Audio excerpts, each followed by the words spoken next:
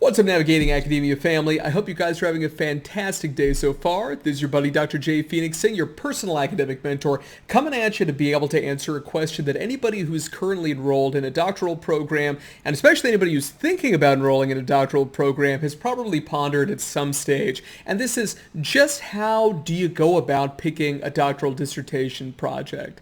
Now remember, if you watch other videos on this channel, you're going to know that I'm a big believer that before you even apply, as long as you possibly can before you apply for a doctoral program, you should be able to develop in yourself a strong sense of a population, a methodology, and also some kind of a phenomenon that you want to investigate in graduate school. Now, ideally, you're going to be really high specificity in this, and you're not going to say something like, for example, for clinical psych PhD applicants, you're not going to say something like, oh yeah, well, I'm really interested in like depression and schizophrenia. No. Right? This is way too generic.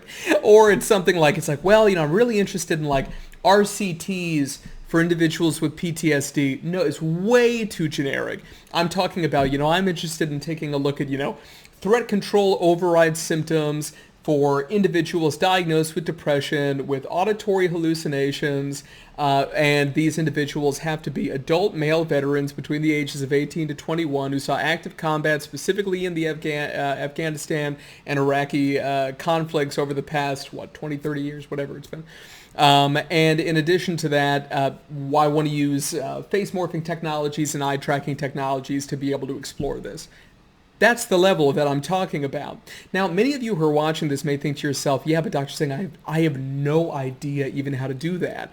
It's just one of these things where how do I kind of know the kind of project that I should do? That just sounds impossible to be able to figure that out, right? And so what I've done in this video is to basically come up with 3 different discrete steps that you need to take when deciding on what your doctoral dissertation project should be. Okay, so let's get right into it. So number 1 is I want you to start and end this process with the contemporary research literature, okay?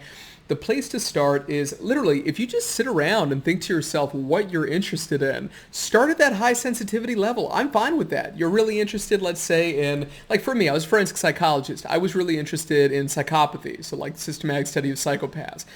Fantastic. Okay, if that's what you're interested in, great. Then I want you to go to a high sensitivity search engine like Google Scholar or Microsoft Academic or Base, and I want you to just literally type in meta-analysis and then that particular topic that you're interested in. And as you begin to read, you're going to start seeing, and I really am a big believer in meta-analyses and systematic reviews is a good place to start, and limiting your reading to meta-analyses and systematic reviews that have been published ideally over the last 3 to 5 years. You can go up to 10 years. Anything other than that, guys, there's over 1.5 million articles published every single year consistently for the last 10 years. There's no signs that this is going to slow down. It's just not a good idea, okay, to be able to like set those time frame limits longer than that. It's just not a good idea, okay? So the idea behind systematic reviews and meta-analyses is that they're basically going to find everything, or they should at least, if they're methodologically done properly, within certain inclusion and exclusion criteria that they should be super transparent on.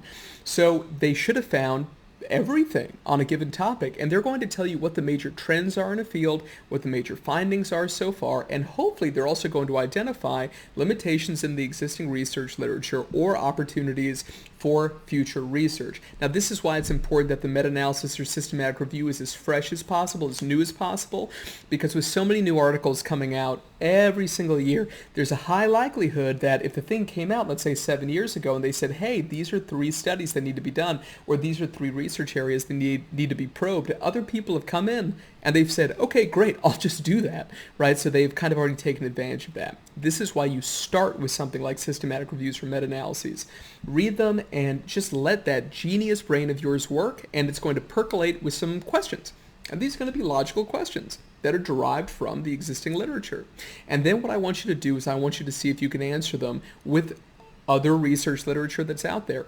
Unfortunately, oftentimes, especially when we're starting out in academia, we come up with these ideas for like, grandiose studies and these sorts of things, which honestly, most of the time, they've already been done. If it's something that's obvious, it's probably already been done. Not always, but a lot of the times. And this can be frustrating. But what I want you to do is come up with a question and then see if you can answer it with research literature, okay?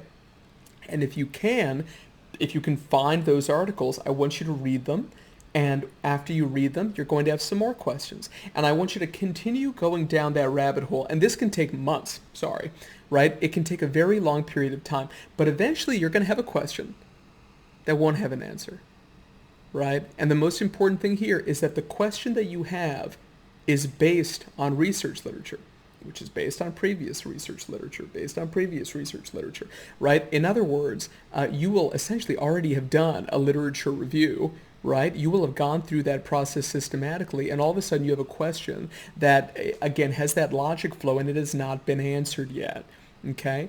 And after that, right, you also need to take into consideration who is your target supervisor going to be? Okay? Because that's the second kind of criteria here, is that after you have started with the contemporary literature, you've drilled things down to that question.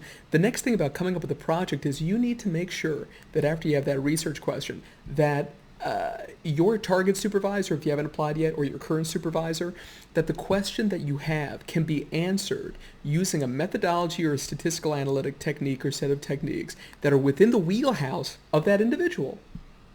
Right? If you really want to use rash analysis, for example, and your supervisor is like, I have a rash on my arm, but I don't know what the hell rash analysis is. And yes, that's the funniest statistical thing that I've thought of off the cuff in my entire life. You're welcome.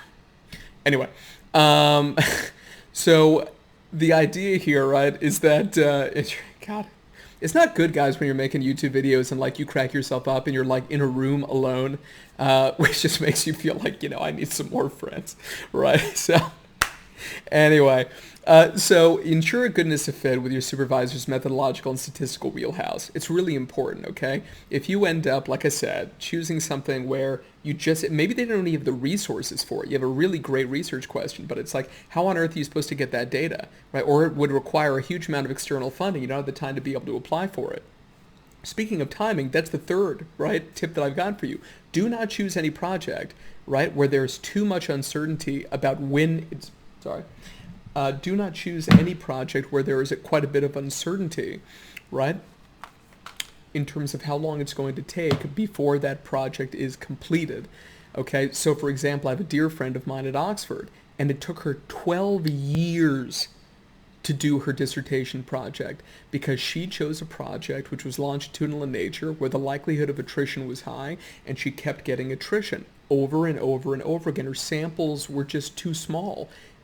And because of that, she just couldn't do any of the analyses she wanted to do, right? And this was really a huge problem. So take those things into consideration, and always remember what I tell you guys on this channel, which is that the most important work that you do in your life will not be done during graduate school, okay? If it is, it's almost like maybe you're American like me, or maybe, you've watched American movies and like high school American football where they throw the pigskin looking thing, right?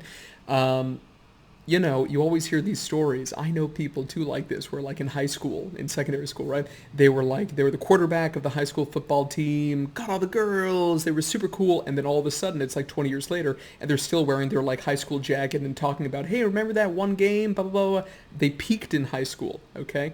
You don't want to peak in graduate school, all right? The goal of grad school is to get in there, learn as much as you can, build up a skill set, right, that's applicable across multiple fields, and then get out of there and start your career. That's the goal, okay? So those are my top 3 best pieces of advice for how to pick a doctoral dissertation project. Appreciate you guys. I hope you have a wonderful remainder of your day. If you need any assistance in terms of coming up with your doctoral project idea, or you want to just run it by me and such, not a problem. It would be a pleasure. Just book a session down here below via this link, and we can get going. Appreciate you guys. Have a great one. Talk to you soon. Bye-bye.